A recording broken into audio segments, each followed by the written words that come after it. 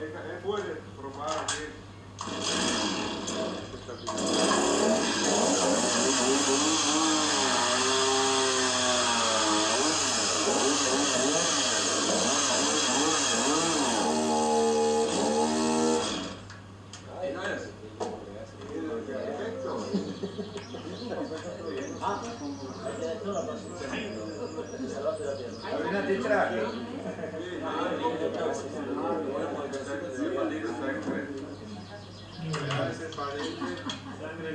Ese se va a bloquear, claro, hay que ahora hacer la limpieza, el trabajo, pero a salvar su tiempo. Nunca podemos garantizar que es completamente, el riesgo cero no existe en ninguna parte. Pero las lesiones, al mínimo, se pueden garantizar.